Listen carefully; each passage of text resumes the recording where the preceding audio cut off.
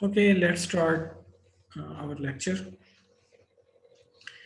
यहाँ पे पाकिस्तान बनने के बाद से हम लोग आगे स्टार्ट करेंगे। 1947 आपने देखा था कि पाकिस्तान बनने में कितनी हार्डशिप, कितनी मेहनत और कितनी कुर्बानियाँ देने के बाद पाकिस्तान हमें हासिल हुआ था।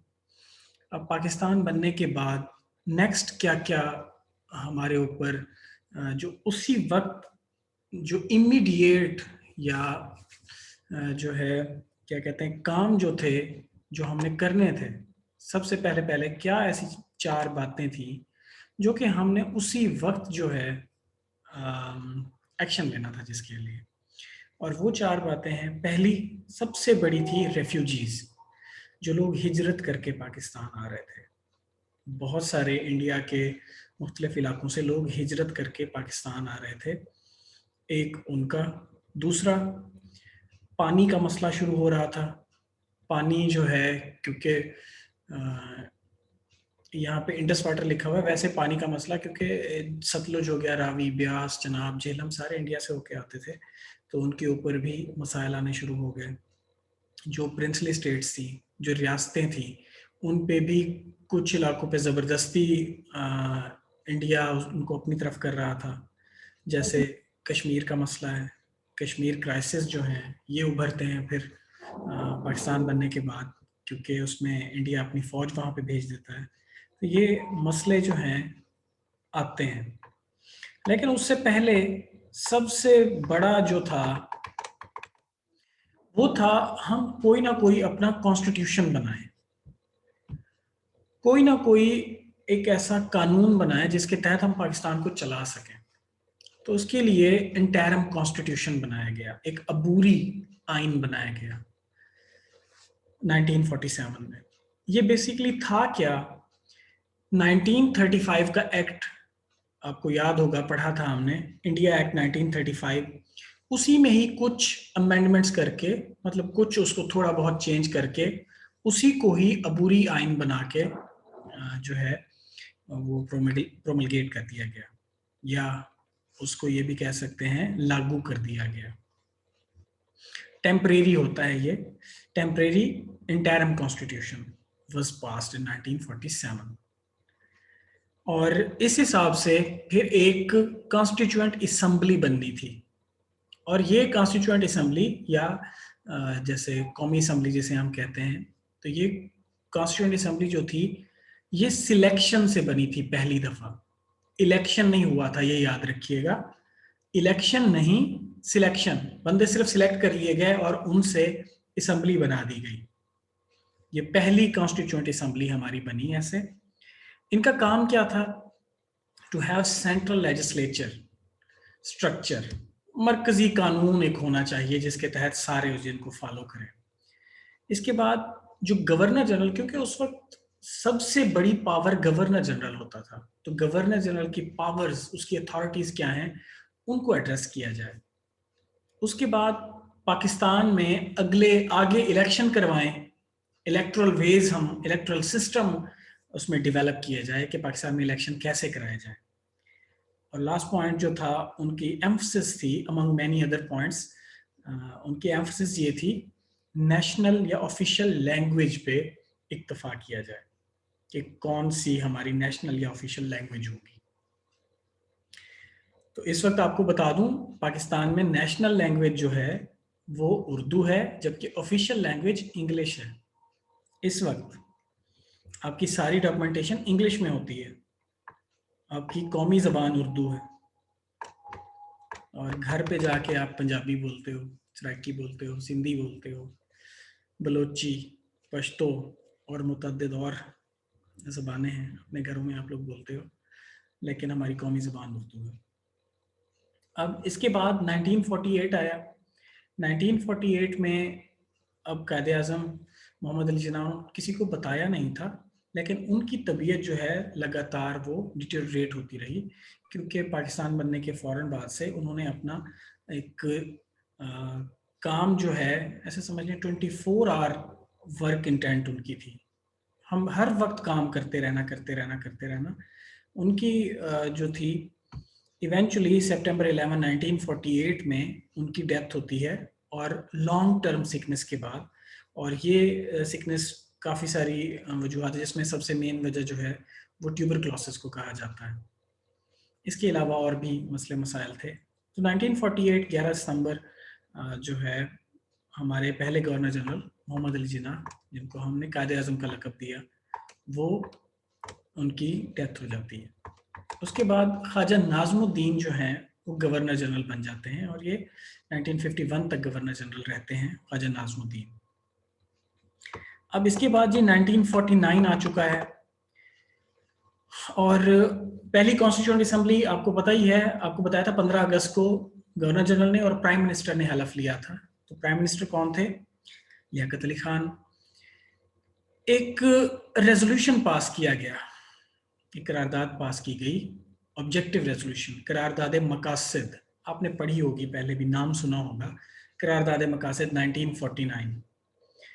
उसमें जो जो यहाँ पे मैंने बोल्ड किए हुए हैं ना नोट्स में, ये सिर्फ आप पढ़ लें, ये उसकी क्या कहते हैं लुब्बे लुबाब है, उसका खुलासा, उसकी समरी वो ये थी कि पाकिस्तान जो है एक ट्रू इस्लामिक स्टेट होना चाहिए, और ये प्रिंसिपल्स ऑफ डेमोक्रेसी पे बेस होना चाहिए, मींस जमहूरियत के असूलों पे होना चाहिए।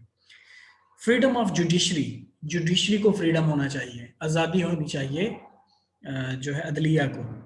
इक्वालिटी अमंग माइनॉरिटीज़, जितनी भी माइनॉरिटीज़ हैं, दूसरे मज़ाहिब हैं, उनको भी इक्वालिटी, बराबरी का राइट्स मिलने चाहिए। And basic rights and as pronounce by Islam, मतलब वही जो माइनॉरिटीज़ को इस्लाम में जिस तरह से बेसिक राइट्स और बराबरी दी गई है उसी तरह से दी जाए। तो ये ऑब्जेक्टिव रेजोल्यूशन में ये बातें की गई, और ये जो है फिर आगे लागू हो जाता है ऑब्जेक्टिव रेजोल्यूशन। ओके, हम we move forward from this objective resolution. Now अब आप देख लें 1949 आ चुका है, और अभी तक हम अपना आइन नहीं बनाया हमने, अभी तक हमने कोई इलेक्शन का सिस्टम शुरू नहीं किया। 2 साल ऐसे समझ लें गुजरने वाले हैं, और अभी तक कुछ भी नहीं हुआ। इसके बरक्स इंडिया में 1948 में उन्होंने अपना कॉन्स्टिट्यूशन बनाया, और उसको लगा भी दिया, और उसके ऊपर चल पड़े वो। और आपको पता है आज तक वहाँ पे डेमोक्रेसी ही है, कभी ये नहीं हुआ कि कोई अमरीयत वगैरह आ गई हो, डिक्टेटरशिप नहीं आई, वहाँ पे डेमोक्रेसी ही चलती रही है। हमारे यहाँ 1949 पहुँच गया, अभी तक हमारा कोई पता नहीं था। तो काफ़ी सारे गवर्नर जनरल और प्राइम मिनिस्टर आपस में मुलाकात करते हैं, ख्वाजा नाज़मुद्दीन और लियाकत अली खान। तो ये मिलके एक बना देते हैं बेसिक प्रिंसिपल्स कमेटी, बुनियादी कानून साज कमेटी। बेसिक प्रिंसिपल्स कमेटी बन जाती है जी। इनका काम क्या होता है? इनका काम यही होता है कि जी आपने अब नया हमें कॉन्स्टिट्यूशन देना है। सबसे एक ही वन पॉइंट एजेंडा होता है इनका। 24 मेंबर होते हैं इसमें, इस कमेटी में, जिसमें मौलवी तमीज़ुद्दीन जो है, लियाकत अली खान, और भी बड़े सारे लोग होते हैं इसमें, जितना जानना काफ़ी नहीं है। और ये लोग अपनी फिर रिपोर्ट देते हैं 1950 में, 28 सितंबर 1950 में एक रिपोर्ट पेश करते हैं, और उस रिपोर्ट के ऊपर क्या क्या इतराज़ात आते हैं, क्रिटिसिज्म क्या क्या आता है। पहला क्रिटिसिज्म, जो 3 बड़े क्रिटिसिज्म है, मैंने वो लिखे हुए हैं। जो पहला क्रिटिसिज्म इनकी रिपोर्ट के ऊपर आता है बेसिक प्रिंसिपल्स कमेटी की, वो ये होती है कि अथॉरिटीज ऑफ प्रेसिडेंट्स, एक तो वो डिफाइन नहीं की थी इन्होंने, और दूसरा उन्होंने लिख दिया था कि कोई नॉन मुस्लिम भी प्रेसिडेंट बन सकता है। अब यहाँ पे आपको पता है मुसलमानों से ज़्यादा उलमाए कराम जो थे, वो क्योंकि पाकिस्तान बनने में ज़्यादा उनका भी हाथ था, तो वो जो हैं इस बात को एक्सेप्ट नहीं कर रहे थे कि नॉन मुस्लिम भी प्रेसिडेंट बने। इसके ऊपर सबसे पहला इतराज़ आया। उसके बाद उर्दू नेशनल लैंग्वेज होनी चाहिए, इस पे बंगालियों को मसला था, क्योंकि जो बंगाल था हमारे यहाँ, ईस्ट पाकिस्तान जो था, ईस्ट पाकिस्तान, वहाँ पे बंगाली बोली जाती थी, वहाँ उर्दू नहीं बोली जाती थी, इसलिए उनको इस चीज़ पे इतराज़ था। इसके बाद जी था provincial autonomy and central legislature. कुछ कहते थे जी कि सूबों को खुद मुख्तारी होनी चाहिए जैसे आजकल है 18वीं तरमीम के बाद। कुछ कहते थे नहीं जी सेंट्रल स्ट्रक्चर होना चाहिए, ऐसे सूबों को अलहदा, हर किसी को अलहदा अलहदा नहीं होना चाहिए। तो ये 3 बड़े पॉइंट थे जिनके ऊपर इतराज़ात आए, और ये इतराज़ात ऐसे चलते रहे, पाकिस्तान में मसले चलते रहे। इवेंचुअली 1951 में 16 अक्टूबर 1951 में असैसिनेशन होती है लियाकत अली खान की। हमारे जो पहले प्राइम मिनिस्टर हैं उनकी असैसिनेशन हो जाती है, असैसिनेशन, उनको कत्ल कर दिया जाता है। अच्छा जी, अब जो ये बेसिक प्रिंसिपल कमेटी होती है, अब वो अपनी फिर से रिपोर्ट देती है जी 1952 जुलाई में। अब उसके ऊपर क्या क्या क्रिटिसिजम्स आती हैं, अब वो हम देखते हैं। उसमें क्रिटिसिज्म आती है कि पाकिस्तान एज इस्लामिक स्टेट होना चाहिए, जो नहीं कहा गया। इसके बाद द नेशनल लैंग्वेज उर्दू होनी चाहिए, जो बंगालियों को इतराज़ था। उसके बाद एक और सबसे बड़ा मसला जो आया था आफ्टर फ्रीडम ऑफ जुडिशरी, एक और सबसे बड़ा मसला था, वो कहते थे जी representation in central assembly, east और वेस्ट पाकिस्तान के बराबर लोग होने चाहिए। ये बहुत बड़ा प्रॉब्लम है। वो कहते थे जी कि वेस्ट पाकिस्तान से अगर 20 लोग हैं तो 20 लोग ही ईस्ट पाकिस्तान से होने चाहिए। ये एक बहुत बड़ा मसला क्रिएट हो गया। यहाँ पे ये लोग कहते थे हम तो 4 सूबे हैं, हमारे 4 सूबों के 20-20 होने चाहिए और आपके 20 होने चाहिए। वो कहते थे नहीं, अगर आप लोगों के टोटल मिला के 80 बंदे होंगे तो 80 बंदे ही टोटल वहां से आएंगे। तो ये बहुत बड़ा मसला था जो कि बंगाल और ईस्ट और वेस्ट पाकिस्तान का शुरू हो गया था।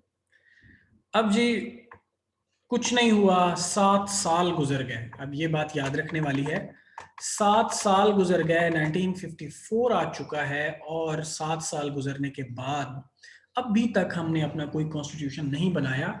हम जमहूरियत जमहूरियत खेल रहे थे।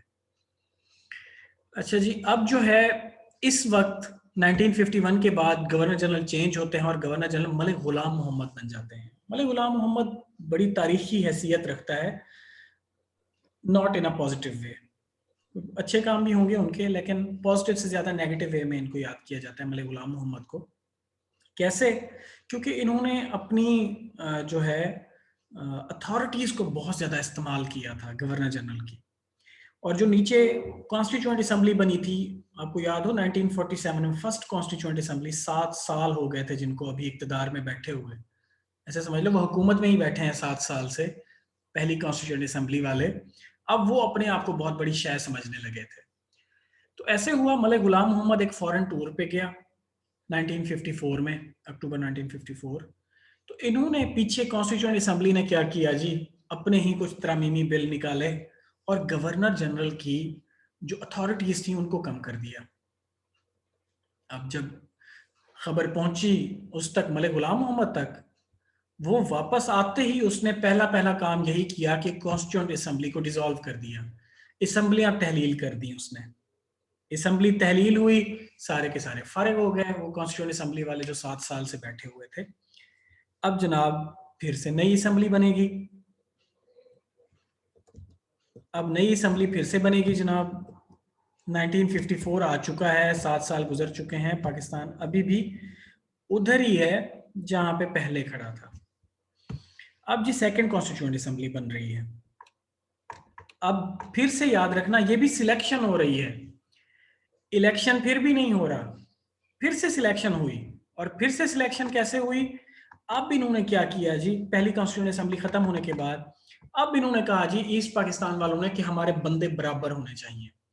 तो सेकंड कॉन्स्टिट्यूएंट असेंबली में 80 बंदे रखे जाते हैं, 80%, और अमंग 80% 40 ईस्ट पाकिस्तान से होते हैं और 40 वेस्ट पाकिस्तान से होते हैं।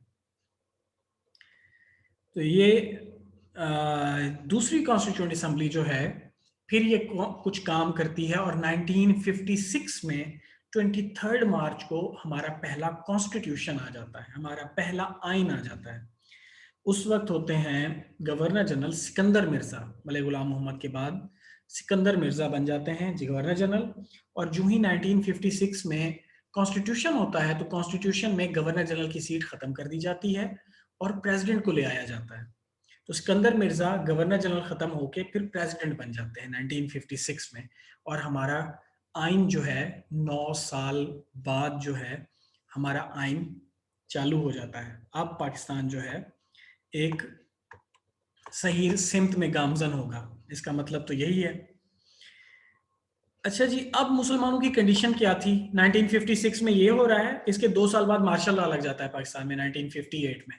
तो ऐसा क्या हो गया था कि मार्शल लॉ ही लगाना पड़ गया सीधे से ही? तो 1956 और 1958 के दरमियान, या पिछले 1958 से पुराने जितने भी पाकिस्तान बनने से काम है, उन सब का जरा जायजा लेते हैं। क्या क्या रीजंस थी कि मार्शल लॉ लगाना पड़ गया?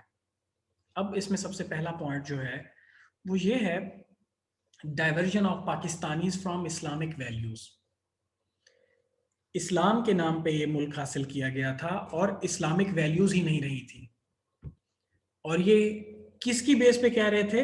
वही जो हमारे सियासतदान बैठे हुए थे, वही जो हमारी कॉन्स्टिट्यूएंट असम्बलियां बैठी हुई थी, वही हमारे गवर्नर जनरल, वही सारा कुछ उनको देख के कहा जा रहा था कि पाकिस्तान जो है अपनी डाइवर्ट कर गया इस्लामिक वैल्यूज से।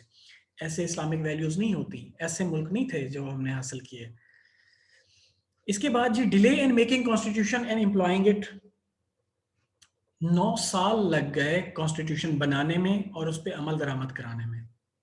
इससे कौम जो थी वो क्या कहते हैं, अनॉयड हो गई, इरिटेट हो गई इससे कि ये पता नहीं क्या मसला चल रहा है।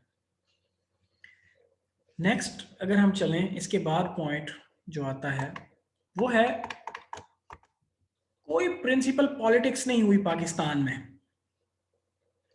पाकिस्तान में कोई प्रिंसिपल पॉलिटिक्स नहीं हुई जिसकी वजह से कंट्री की प्रोग्रेस रुक गई। अब ये प्रिंसिपल पॉलिटिक्स क्या होती है, ये मैं आपको थोड़ा सा समझाता चलूं। ये जरा पॉइंट जो मैं एक्सप्लेन करता जा रहा हूँ, जरा अहम पॉइंट है, इसलिए मैं एक्सप्लेन कर रहा हूँ, वरना मैं अपने पीछे देखा होगा मैं स्किप करता गया हूँ काफी सारी चीजें। ये क्यों अहम है जी, प्रिंसिपल पॉलिटिक्स पाकिस्तान में शुरू होना? इसकी मिसाल मैं आज देता हूँ। आज जो अभी जलसे हो रहे थे ना पीडीएम के, नो ऑफेंस, मैं किसी पार्टी के खिलाफ बात नहीं कर रहा, बात इनको करनी चाहिए थी महंगाई के खिलाफ, वो प्रिंसिपल पॉलिटिक्स होती। लेकिन महंगाई के ऊपर कोई बात नहीं होती। बिजली के रेट बढ़ते हैं, उस पर कोई बात नहीं करते अपोजिशन वाले। इस वक्त क्या हालात हैं हमारे अवाम के, उसके ऊपर अपोजिशन या पार्टीज उसके ऊपर सियासत नहीं करती, सियासत किसी और चीज़ के ऊपर होती है। ये प्रिंसिपल पॉलिटिक्स नहीं है। मतलब ये है कि प्रिंसिपल पॉलिटिक्स आप कैसे कहेंगे?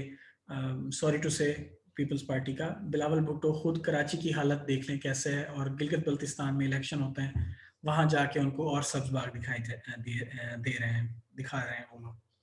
तो ये एक कन्फ्लिक्ट ऑफ इंटरेस्ट आ जाता है। तो ये प्रिंसिपल पॉलिटिक्स नहीं होती, ये अपने मफाद की पॉलिटिक्स होती है, अवाम के लिए नहीं होती है। इसी वजह से कंट्री की प्रोग्रेस नहीं हो पाती, और ये पाकिस्तान में पहले दिन से यही कुछ ही चल रहा है।